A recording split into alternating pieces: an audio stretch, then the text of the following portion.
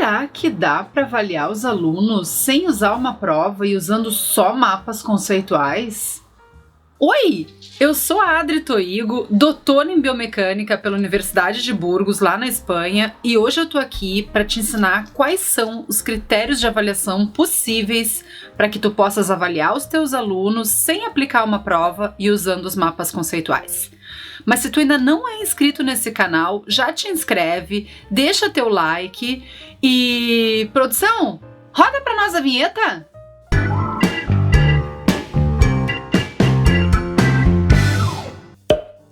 Se tu não sabe o que são os mapas conceituais, eu vou te deixar um card aqui em cima te explicando direitinho o que eles são e para que eles servem.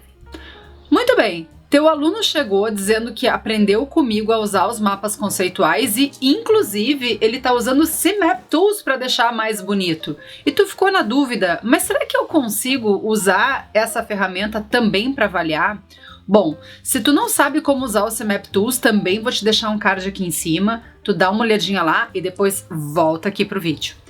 Te garanto que dá para usar essa estratégia, como dizem os moderninhos, como uma metodologia ativa, né, que nada mais é do que uma estratégia metacognitiva.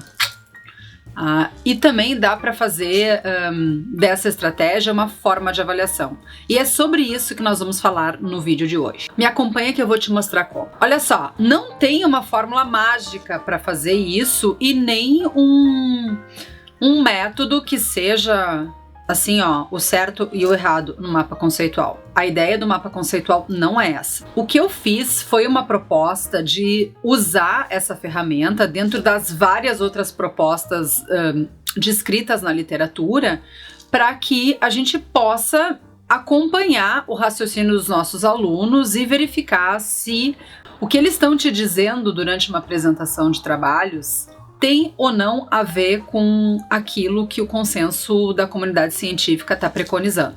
Primeira coisa que a gente precisa entender é que não existe uma espécie de mapa gabarito, que tu irias comparar os mapas dos teus alunos com um mapa gabarito, que poderia ser inclusive o teu. Na verdade, assim, ó, quem é que te garante que o teu mapa, tu professor, é o mapa? Ou melhor, o mapa. Então, se nem a gente garante, como professor, que a gente é o dono da verdade e nem poderia, porque lembra lá que a gente precisa sempre calçar as sandálias da humildade e entender a ciência como algo dinâmico e que os conceitos que a gente trabalha hoje estão sujeitos à análise e inclusive a uma reformulação por parte da comunidade científica, né? Quem dirá estabelecer que o nosso critério de mapa é o melhor possível? Não é essa a ideia. Mas a gente pode estabelecer alguns critérios de comparação. E é sobre isso que eu vou te dar algumas dicas. Dicas? Bruxa? Gru? Dicas! Muito bem. Eu propus 6 critérios que eu avalio os meus alunos. E eles normalmente me entregam um mapa conceitual impresso. Eu mandei construir um carimbo. E nesse carimbo tem 6 tópicos que eu estou avaliando. Na verdade, a avaliação deve valer os 10 pontos lá que a sua instituição de ensino estabelece. Então eu fiz uma distribuição, né, desses 10 pontos em alguns critérios, tá? São 6. Eu vou começar pelo primeiro critério, que é o critério de estrutura. E esse critério, dos 10 pontos, vale 2. O que a gente observa no critério estrutura? Todos os principais conceitos estão contemplados? Todos os quadros, né, os balõezinhos, contêm somente conceitos? Esses conceitos estão linkados a outros conceitos ou eu tenho balões ali voando no meio do mapa conceitual? Além disso, todas as linhas possuem uma palavra de ligação? Os conceitos se repetem ou será que eles aparecem uma vez só? Porque eles devem aparecer uma vez só. Então, olha só, eu vou te deixar 2 exemplos aqui. Aliás, todos os exemplos que eu vou te deixar na tela são exemplos de mapas conceituais de biomecânica. Só pra gente usar um padrão balizador, né, pra ficar fácil de comparar. Então, esse primeiro mapa que eu tô te mostrando aqui na tela é um mapa que levou pontuação máxima nesse critério estrutura. Não quer dizer que ele esteja perfeito em todos os outros critérios. Mas no critério estrutura, esse é um mapa que corresponde a todas as expectativas. Ou seja, não tem nenhum balão voando, não tem conceito repetido, não tem nenhuma linha sem palavra de ligação. Os principais conceitos do objeto de estudo dessa unidade de ensino estão contemplados. Então, esse é um exemplo de um mapa que foi bem construído à luz do critério estrutura. Muito bem, agora eu vou te mostrar o que é um mapa que pecou em alguns aspectos nesse critério. Bom, esse mapa que eu tô te mostrando aqui é um mapa que, olha só, ele pecou em quase todos os critérios. Tem conceito repetido, tem número dentro do mapa, número não é conceito, número é número, tem equação dentro do mapa, ele tá, sabe o mapa Nelson Rodrigues, aquele lá que a gente vem conversando, bonitinho, mas ordinário? É esse mapa, tá? Por que deu tanta coisa ruim? Aliás, assim, ó, tem conceito que é ligado com 2, 3 linhas entre si, não pode. Um conceito tem que estar ligado ao outro conceito com uma linha e uma palavra ou uma frasezinha de ligação. Mas eu não posso ter 2 linhas entre 2 conceitos. 2 conceitos ou 3 conceitos, enfim, uma linha. Isso é bem importante. Então, nesse mapa, vou apontar aqui para vocês vários erros que justificam que ele tirou, ou melhor, que ele zerou o critério estrutura. Porque, gente, nada se aproveita daqui. Tá, e por que esse mapa deu tão ruim? Vamos voltar algumas casinhas, né, dos vídeos anteriores. O mapa conceitual ele pode ser feito em grupo, ele pode ser feito individualmente, ele pode ser feito em duplas, né? E a proposta desses mapas conceituais que eu estou apresentando para vocês na disciplina de biomecânica era que os alunos construíssem esse trabalho em pequenos grupos. E aconteceu que era uma dupla e eles não usaram uma coisa que é muito bacana nos mapas conceituais, que é a recursividade. A recursividade, ela é uma possibilidade de o aluno mostrar e discutir o mapa conceitual com o seu professor ou com colegas de outros grupos, quantas vezes ele achar necessário, até ele se dar conta que a construção do mapa tá boa e que o que ele tem a explicar daquele mapa faz sentido. E aqui, no dia da apresentação desse trabalho, era uma dupla e uma das pessoas da dupla não veio e ficou muito evidente que era essa pessoa que tinha construído o mapa com pouquíssima ou talvez nenhuma participação do seu colega, que se viu obrigado a apresentar um trabalho que não foi ele que construiu.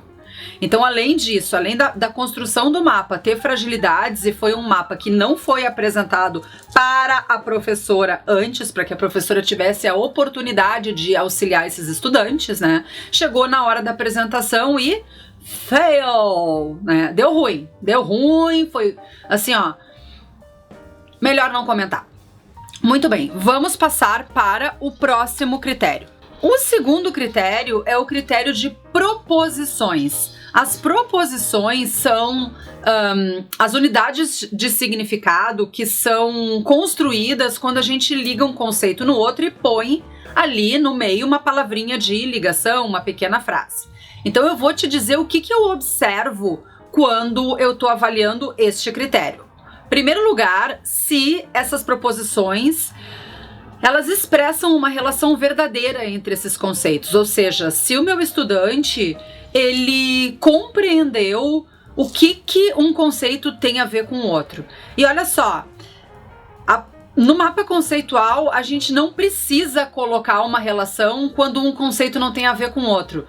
Por exemplo, dizer que isso não tem a ver com aquilo.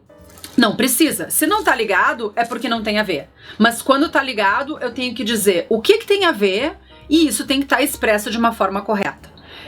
Com uma palavra de ligação que dê sentido a essa proposição. E aí o segundo ponto que eu observo é se essa palavra de ligação por si só já deixa a entender, né? Se já dá a entender, na verdade, essa relação entre os conceitos, ou se é uma palavra de ligação muito fraca. Tipo assim, pode ser, está ligado a, tem a ver com, né? Que são coisas assim muito simples.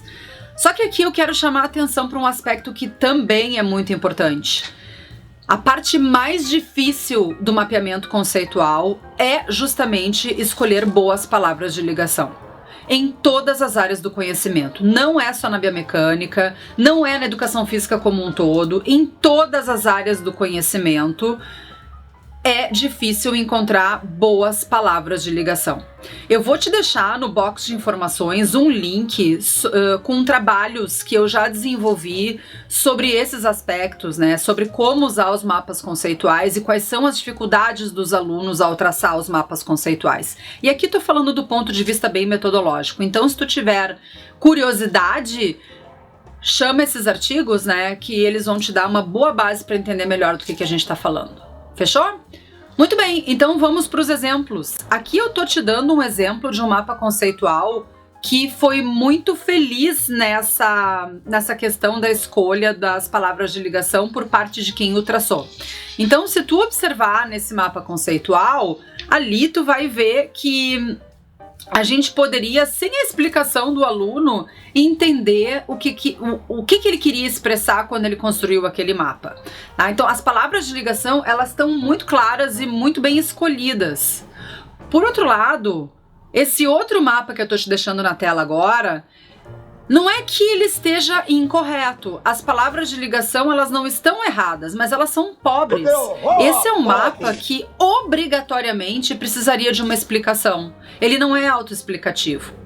Olha só, eu preciso abrir um parênteses aqui para te dizer que o mapa conceitual, ele não precisa ser autoexplicativo, porque quando a gente usa ele como estratégia de avaliação, a gente quer que o aluno apresente este mapa. Tá? Da mesma forma que quando eu, professora, vou utilizar um mapa conceitual que eu tracei para explicar uma parte da matéria para os meus alunos, eu não vou simplesmente distribuir esse mapa para os alunos ou postar ele na plataforma que a tua escola ou a tua universidade utiliza e dizer te vira com este mapa e vai entender.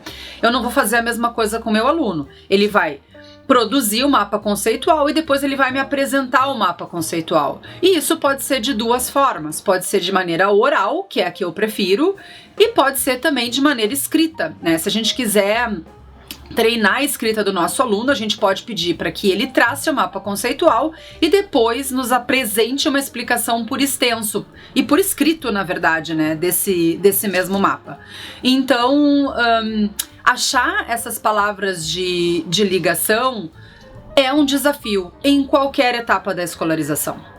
Desde o jardim de infância, e sim, crianças traçam mapas conceituais antes mesmo de serem alfabetizadas. Tem estudos conduzidos na Itália que mostraram que elas são capazes. E aí a professora vai perguntar, ou o professor, enfim, né, quem estiver dando aula, irá perguntar aos alunos que vão fazer pequenos desenhos, que serão os conceitos, e o professor escreve, né, nas ligações que os alunos estão sugerindo, quais são as palavras de ligação que eles verbalizaram para expressar a relação entre estes conceitos.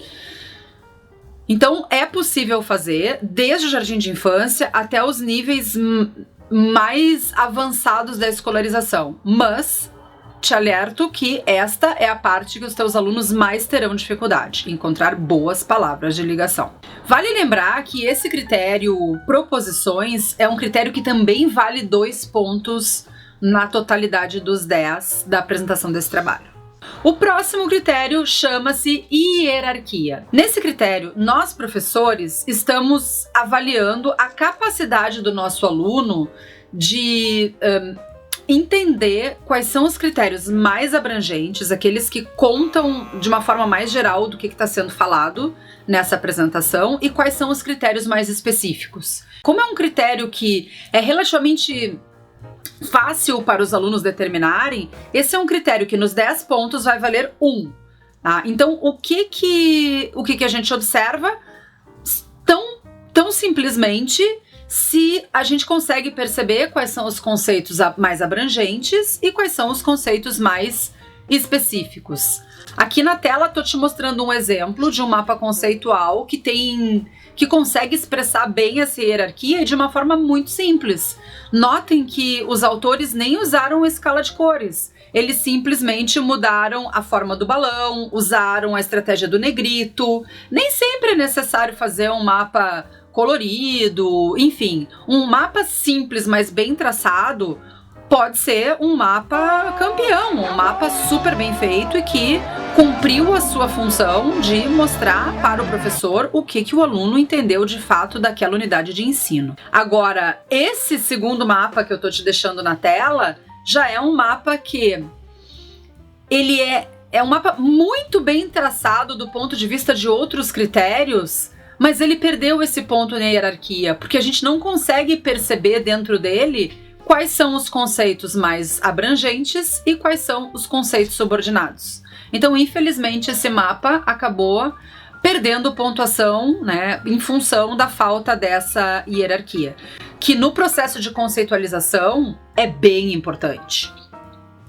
O próximo critério é o critério ligações cruzadas. As ligações cruzadas são ligações que atravessam diferentes níveis de hierarquia, ou seja, conceitos mais ou menos abrangentes que podem estar ligados entre si, ou conceitos de setores muito distantes do mapa.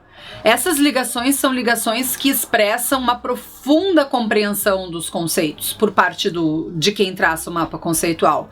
Então, quanto mais ligações cruzadas, mais complexo é o processo de conceitualização dos alunos. Às vezes, o estudante que fez o mapa conceitual fica com receio de colocar as ligações cruzadas, em virtude de achar que esse mapa vai ficar, como eles dizem, muito poluído ou muito esculhambado. E a gente precisa lembrar aos nossos alunos que a estética não é o critério que pontua. Aliás, ele nem é critério que pontua. Então, é interessante deixar claro para quem traça mapa conceitual que as ligações cruzadas são importantes, elas devem estar presentes. O que a gente observa nesse critério? Se há a presença de ligações cruzadas e se essas ligações cruzadas são coerentes, né? São esses dois pontos básicos que a gente observa em relação a esse critério. Tô te deixando aqui um exemplo de um mapa conceitual que está muito bem traçado, dá para observar muito bem essas ligações cruzadas entre pontos de distintas hierarquias desse mapa, e tô te deixando agora um contra-exemplo de um mapa conceitual que não apresenta essas ligações cruzadas. Observa aqui nesse miolo que parece ter ligação cruzada, né? Tô te assinalando ali, mas aquilo ali não configura uma ligação cruzada em função de ela estar dentro do mesmo nível de hierarquia. Então a ligação cruzada ela tem que atravessar diferentes níveis de hierarquia. O próximo critério é o critério exemplos. Quanto mais exemplos o teu aluno dá num mapa conceitual, mais ele está demonstrando que ele entendeu onde esses conceitos podem ser aplicados. O exemplo ele fica sozinho, né? Ele vai ser pendurado a um conceito e ele não se liga com mais ninguém. E outro ponto importante a ser observado é que o exemplo fica fora da caixinha. Esse critério ele vale 1 ponto também entre os 10. E eu normalmente divido esse ponto da seguinte maneira: se tem exemplos no mapa, já garante ao aluno ganhar meio ponto neste critério. Mas, para ele fechar 1 ponto, ele precisa apresentar exemplos diferentes daqueles que eu dei em aula. Por quê? Porque senão ele está falseando a aprendizagem significativa. Ele vai estar simplesmente repetindo aquilo que foi dado em aula. E aí, eu como professora não consigo perceber se ele de fato entendeu esse conceito e ele é capaz de enxergar esse conceito em ação em outros exemplos distintos daquele de aula. E para esse método ser considerado um método não tradicional, eu tenho que dar oportunidade para os meus alunos de efetivamente não ficar decorando ou repetindo aquilo que foi dito em aula. Eu quero ver o que ele conseguiu avançar em termos de raciocínio. Então, a colocação desses exemplos, quanto mais exemplos, melhor. E aí, alguns professores vão querer que esses exemplos apareçam no mapa conceitual. E tá tudo bem, né? Tô te deixando agora aqui na tela um exemplo de mapa conceitual que tem vários exemplos. Parece meio redundante, mas é isso mesmo, tá? Exemplo de mapa com exemplos. Observa que em vários pontos do mapa o autor deixou exemplos. Agora, tem uma outra questão que muitas vezes os meus alunos me perguntam, e eu concordo que pode ser feito também desta maneira, professora, meu mapa já tem muitas coisas e eu gostaria de usar mais o espaço para explorar melhor os conceitos. Posso mencionar os conceitos oralmente em vez de colocar no mapa? Pode. E aí, eu, professora, enquanto esse aluno estiver apresentando o trabalho, o que eu farei? Eu vou anotar no mapa impresso que ele me deu, em algum cantinho, citou este exemplo referente a este conceito, citou aquele exemplo referente a um outro conceito. E assim eu vou anotando. Por quê? Porque é uma outra forma do aluno expressar conhecimento. Então, não está no mapa, mas está na fala. Então, a fala é importante. Pode ser na fala verbal, pode ser na fala escrita, né? Enfim, né? Na forma como o aluno vai proceder com a sua apresentação. Esse outro exemplo que eu tô te deixando é de um mapa que não apareceu nenhum exemplo impresso por escrito, enfim, e também não apareceu nenhum exemplo na apresentação oral. Então isso é o que acontece, né, quando o aluno nem colocou no diagrama ali no mapa, nem mencionou oralmente. Então esse aluno zerou este critério, né, o critério exemplos, ficou com nenhum ponto, né, seria na verdade... Ai, que burro, dá 0 pra Enfim. ele. O sexto critério e último é o critério de apresentação. E esse é um critério que, obviamente, é um critério subjetivo. Então, eu como professora, eu sempre procuro fazer anotações referentes à apresentação oral do meu aluno, quando é o caso, ou sinalizar quando é uma apresentação por escrito. E olha só, são 10 pontos. Então, esse critério, né, vamos retomar. Critério estrutura, 2 pontos. Critério proposição, 2 pontos. Critério hierarquia, 1 ponto. Critério ligações cruzadas, 1 ponto. Critério exemplos, 1 ponto. E o que sobrou para o critério apresentação de trabalhos? 3 pontos. Então é o critério que eu mais estou valorizando na minha proposta de avaliação de mapas conceituais. Vocês podem construir a proposta de vocês. Lembre, isso aqui é uma sugestão. Muito bem, então voltando à questão do critério apresentação do trabalho, assim, o que eu digo para os meus alunos? Eu não quero que vocês leiam o mapa para mim, eu quero que vocês apresentem o mapa para mim. Então assim, para ganhar os 3 pontos, tem que ter segurança na apresentação, tem que estabelecer muito bem essas relações, porque o mapa não é para ser lido, ele é para ser apresentado. Então muitas vezes o aluno colocou palavras de ligação que não eram tão boas, mas ele compensou isso na oratória, ele compensou isso durante a apresentação verbal. E aí ele consegue me mostrar que ele realmente entendeu esses conteúdos. Isso é importante, então eu vou valorizar e eu vou escrever. Né? Mapa lido normalmente denota que esse aluno, se foi um trabalho em grupo, que talvez ele não tenha participado efetivamente da construção, ou se ele participou, ele não estudou o conteúdo a fim de ter segurança, ou simplesmente ele não entendeu a matéria, né? Então é um critério que a gente tem que observar cuidadosamente, fazer muitas anotações, porque justo nesse critério nós vamos perceber, para além do mapa conceitual, se ele entendeu ou não entendeu o que ele precisaria estar apresentando. E é aí que a gente tem como ajudá-lo. É a partir da apresentação que a gente vai poder ajudar o aluno naquelas fragilidades que ele não conseguiu demonstrar a compreensão e fazer os ajustes necessários para que ele saia da disciplina dominando os conteúdos, né, de forma a utilizar, no meu caso que trabalho com graduação, profissionalmente, visto que é um curso de formação inicial. Ainda quero mencionar que existe um critério que eu já tinha dado uma pincelada antes nesse vídeo, que chama recursividade. Então, aqui eu vou mostrar para vocês alguns exemplos do trabalho de um grupo. Como vocês podem ver nesse mapa aqui, a gurizada não encontrava um ponto de ligação entre os assuntos. Me trouxeram o mapa, discutimos e eles me trouxeram uma segunda versão desse mapa.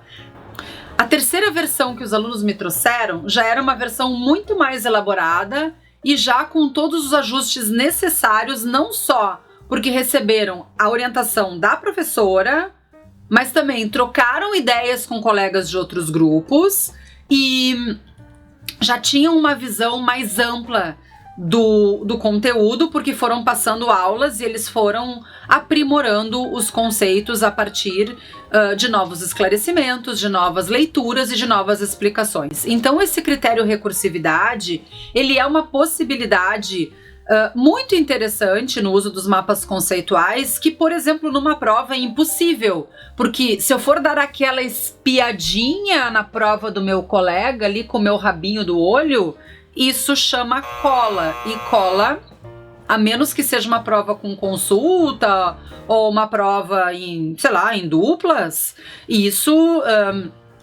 não é bem visto pelos professores. E aí o que acontece? Dá todo aquele estresse. Não. Tá, não é assunto pro vídeo de hoje. Tá? Então assim, o que é muito legal nessa questão da recursividade é justamente poder trocar ideias e entender de forma colaborativa. Pra gente ir encerrando esse vídeo, eu ainda quero te fazer algumas ponderações. Se o mapa conceitual ele foi construído em grupos, em duplas, etc., esses alunos eles vão estar negociando conceitos, eles vão estar negociando o posicionamento desse mapa no... Vai ter aluno que vai gostar de muito conceito no mapa, de medo de se perder ou de esquecer algum ponto. Vai ter outro aluno que vai achar ruim, porque ele vai achar que o mapa ficou muito grande, ele tem medo de se perder. Então assim, não é porque o mapa foi feito em grupo que obrigatoriamente todos concordem com a versão final. Isso é uma versão negociada. Mas alguns alunos ainda podem ter ficado com dificuldades. Então, talvez seja interessante que tu peça que os alunos façam mapas individuais e que eles negociem o mapa do grupo, que eles cheguem a um consenso geral e que no final eles te entreguem toda essa produção. Não só o mapa em grupo, mas os mapas que foram produzidos também individualmente. Não quer dizer que por terem feito mapas conceituais que eles estão trabalhando no âmbito da aprendizagem significativa de Ausubel. Eles podem estar falseando a aprendizagem significativa. E isso fica bastante evidente na hora que eles estão te apresentando o trabalho. Por exemplo, quando eles não conseguem colocar exemplos diferentes, né? Ou quando eles ficam te trazendo o mapa para tu, na verdade, ir corrigindo o mapa para eles sem que eles aprendam. Eles vão te trazendo e daí, em vez de tu fazer esse teu aluno pensar, tu diz para ele onde é que tá o erro. E não é bem assim que a banda toca. Quando o aluno te traz o mapa nessa perspectiva da recursividade, tu vai apontar onde ele pode melhorar e ele precisa se dar conta do que ele precisa se dar conta do que ele tem que fazer para ir melhorando essa construção. Porque senão ele te traz, tu corrige, devolve, mas e onde é que está a reflexão do aluno a respeito do que ele ainda não entendeu e precisa? Tem ainda uma outra questão que eu quero que tu pense como professor, que um mapa conceitual é uma espécie de relatório que a gente está pedindo para o nosso aluno a respeito do que ele entendeu da unidade de ensino, e eu acho que até aqui isso ficou bastante claro. E quando tu te dá conta que muitos alunos estão cometendo os mesmos equívocos na hora de apresentar esse trabalho, tá na hora do professor refletir sobre a qualidade do material de ensino e a qualidade das suas aulas, ou das suas explicações, ou dos seus métodos de ensino. Então, quando muitos alunos estão cometendo os mesmos erros, atenção! Pode ser que não seja um problema da turma, e sim um problema teu. E, gente, professor também tem que calçar as sandálias da humildade. Professor também tem que se autoavaliar. Professor não é o dono da verdade. O professor também é um ser humano que está em constante aprendizado. Bom, eu espero de alguma forma ter te ajudado com este vídeo. Quero deixar muito claro que isso é uma proposta de avaliação, é uma sugestão que eu estou te dando e que tu pode ficar muito à vontade para criar a tua própria forma de avaliação com mapas conceituais. Eu só te peço que não use né, essa forma de avaliação com o mapa gabarito, porque quando o professor Novak pensou nessa estratégia, ele pensou nela para não ser uma estratégia tradicional. Se tu queres usar o mapa conceitual para comparar com o mapa gabarito, usa uma prova. Não use essa estratégia, porque o professor Novak não pensou nela para essa finalidade. Era para ser uma forma alternativa de trabalho e que levassem os alunos a pensar e não a repetir. Acho que essa é a riqueza da instrução e da avaliação por mapas conceituais. Talvez por uma prova de marcar cruzinha, por mais que se defenda que a forma de construção desta prova pode estar testando várias habilidades, nada me garante que aquela prova não foi respondida no chute. Então, o mapa conceitual, quando ele é apresentado, tu consegue ter condições de perceber alguns pontos fundamentais da estrutura cognitiva do teu aluno que talvez uma prova objetiva não consiga alcançar. Mapa conceitual está acima do bem e do mal? Óbvio que não. Todas as estratégias têm os seus pontos positivos e as suas fragilidades. E não haveria de ser o mapa conceitual uma panaceia, né? Então não é essa a ideia, mas é mais uma ferramenta que pode te ajudar a tornar a tua sala de aula, a tua avaliação, o teu ambiente de ensino um ambiente mais desafiador. Tem um último ponto que eu ainda quero te chamar a atenção. Os mapas conceituais, eles refletem fortemente tanto o material instrucional quanto a didática do professor. Se tu começa a reparar que muitos dos teus alunos estão cometendo os mesmos erros durante as explicações dos mapas conceituais, talvez esteja na hora de tu avaliares como professor se os recursos instrucionais que tu estás utilizando estão de fato atingindo as tuas expectativas em relação à cognição dos teus alunos. Tu, professor, não inventa de usar a psicologia de Homer Simpson. A culpa é minha e eu ponho em quem eu quiser. Né? Ou seja, é muito cômodo para um professor dizer que o aluno não estudou, que o aluno é preguiçoso, quando muitas vezes o problema está na tua didática. Então, usa também o mapa conceitual para avaliar se tu não precisa fazer algumas mudanças nas tuas estratégias de ensino. Ensino, fechou? Se ficou alguma dúvida sobre como avaliar com mapas conceituais, deixa aqui embaixo um comentário.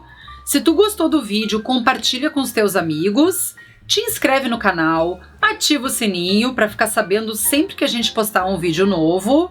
E por hoje é só. Um beijo da bruxa e até a próxima!